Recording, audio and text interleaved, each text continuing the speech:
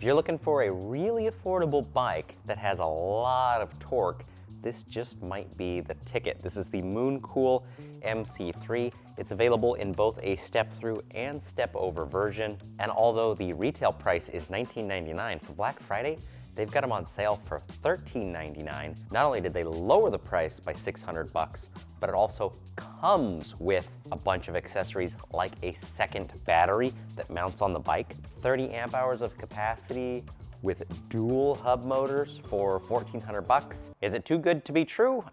I don't know, let's find out. So they say it's got 1,300 watts of peak power, which would put it right in this neighborhood around the Walkie H6 Max, the Area 13 Blackbird, or maybe even the G-Force T7. But this is different from all of those bikes because of the two hub motors. These motors individually are rated at 500 watts. So even if the motors performed at the very low end of torque, say around 20 foot-pounds or so, that means overall the bike could have like 40 foot-pounds of torque, which would put it way up at the top of the list as far as power.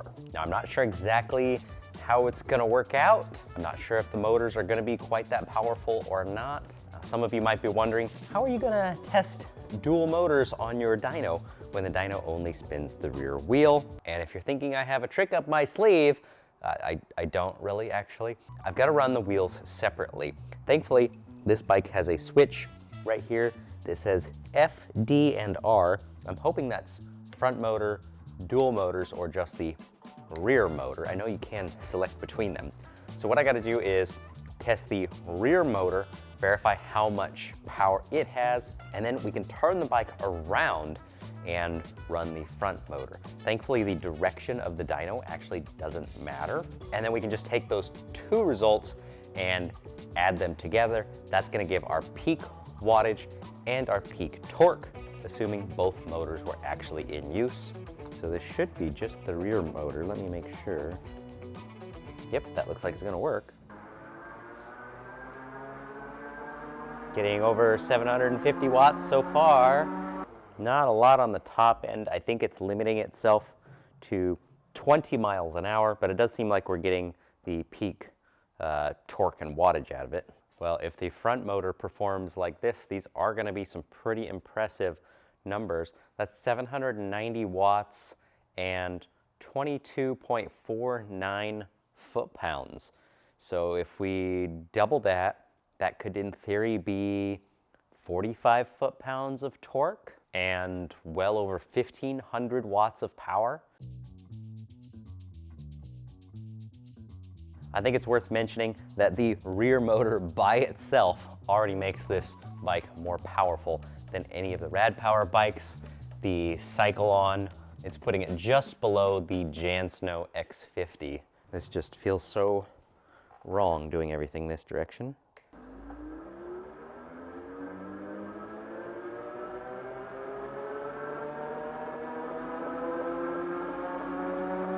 That's slightly sketchy doing that with the front wheel because it can steer. You have to keep it straight because it starts wandering around.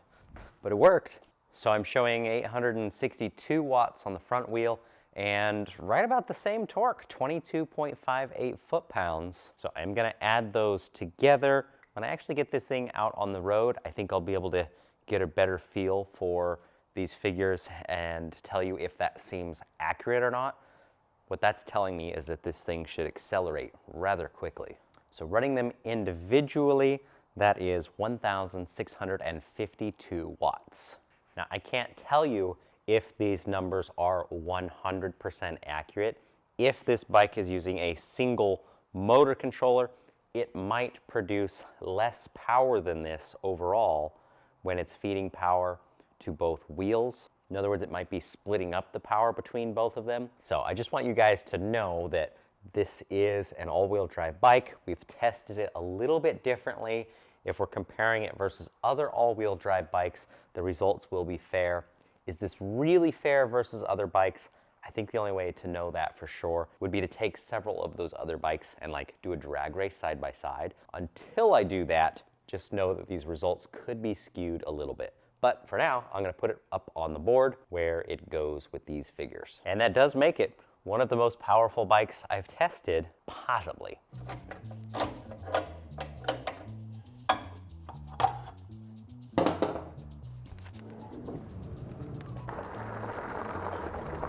So if you have an all-wheel drive bike, I do prefer it set up like this one, where you have a handlebar switch so you can change between rear motor, front motor, or both. Because most of the time, one motor is enough power. So there's 5 levels of assist. This is a cadence sensor, and definitely has a speed limit of 20 miles an hour. I don't know if that can be overridden or not. I can look into that. But it feels pretty good. It feels like a 500 watt, 750, 800 peak motor. And if I switch to the front, basically the power feels exactly the same. I know the dyno had slightly different figures for the two, but riding it, I really can't feel the difference. Now, one concern is if you have a suspension fork on the front, is how sturdy is that front motor? Is it flexing the front fork? And some bikes that I've had with the front wheel drive, it feels a little funky. This one feels pretty sturdy. So the front fork is nice and stout. Clearly was chosen specifically for this front motor, and it's working pretty well. So front or rear, feels like 500 watt, like I said, continuous 750 watt peak kind of bike. So let's turn, windy. So now I'm gonna come to a stop and turn both motors on, give it some power, and see what it feels like.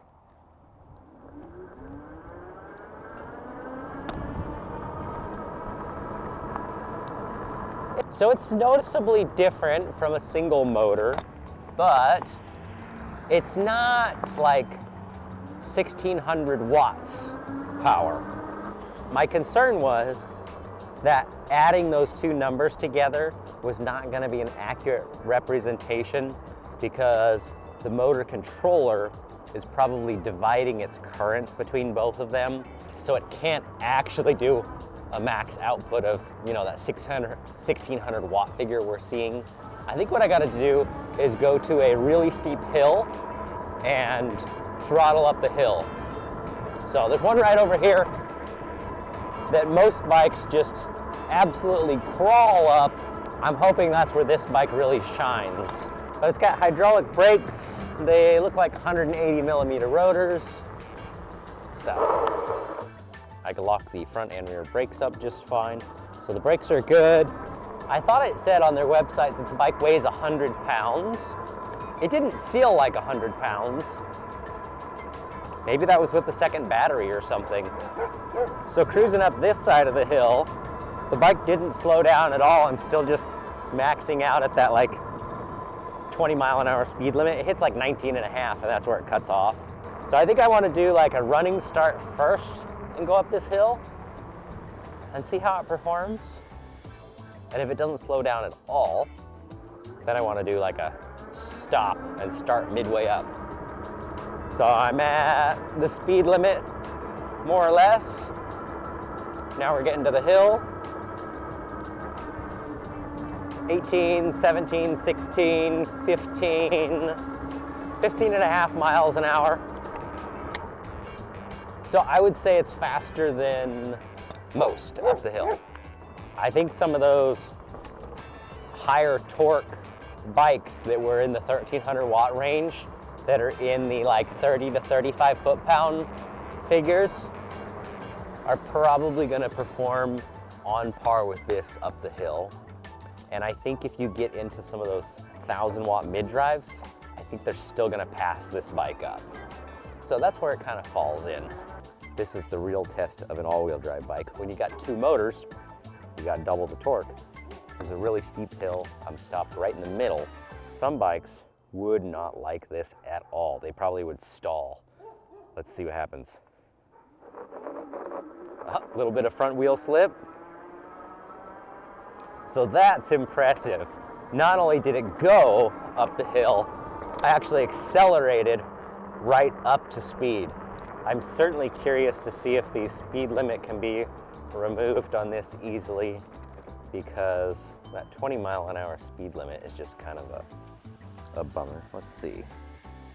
The screen's pretty basic, so I might be able to figure it out. As long as there's not a password required. There's a password required. That's a bummer. Well, I don't know what the password is. So it's not quite as powerful as I hoped, but for 1,400 bucks, it is really powerful. I think you just have to put things into perspective of price sometimes. You know, the fact that this can compete with some bikes that cost a substantial amount more, at least on the hills and on the torque, is pretty impressive. Now when you're on the road, the dual motors and the extra torque is the advantage. Of course, if you're going off-road, traction is the advantage. So it's really sunny outside today, but the last couple of days has been rain. Unfortunately, this bike is really pretty and clean, and I think what I have to do at this point is get it muddy and see how it does off-road. All right, let's see how it does through some tougher stuff. Loose. Oh yeah, that was awesome. I could not have done that on a rear-wheel drive only bike. I got the front wheel up and over the lip, and then it started grabbing and getting traction. Yeah. Does take a little getting used to. You have to kind of focus on getting a little more weight up on the front tire sometimes. Otherwise the front wheel starts slipping. And if the front wheel starts slipping, then it starts sliding around. Your steering gets a little wonky. Let's hit some rocks. So far, I'm liking this. I was thinking before I had ridden the bike that with the dual motors, it might be a little punchy and a little harder to control the acceleration. And it's got some good power, don't get me wrong, but it's not overpowering to the point that it's hard to control, especially with the fact that you can select between the different motors. I feel like anybody could hop on this and feel very comfortable with it very quickly and just kick on that front motor when they need the extra power, or if they're going off-road and conditions are a little bit loose for some extra traction. Now, I did pump the tires up all the way for the dyno test. This riding would be better if I let a little pressure out. It is kind of fun using this thing as like a rock crawler of sorts. I imagine this bike would be popular with hunters, or if you just want to use the bike to get around in your property and you have a lot of hills and not a lot of smooth trails, and this will just kind of go everywhere.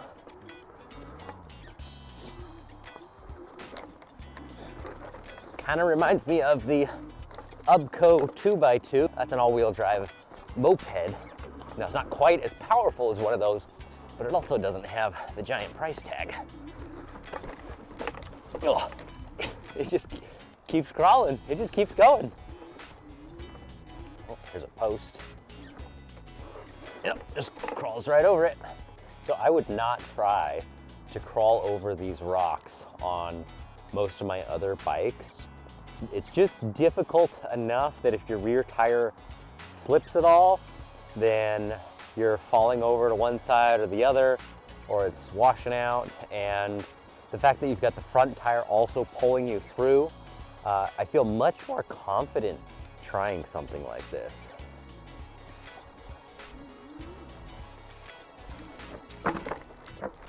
Ugh. Not that you can't still crash. Almost did, but I didn't. I think with a little bit of practice, I can get better at that. Ugh.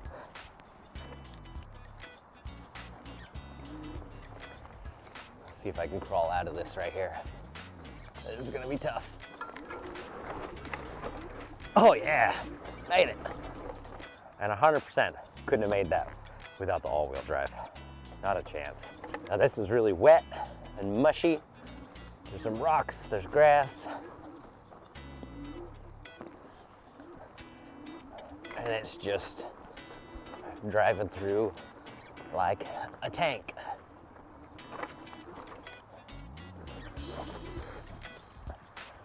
Whoa. Yeah, still crawled out of that. This is like the rock crawler of e-bikes.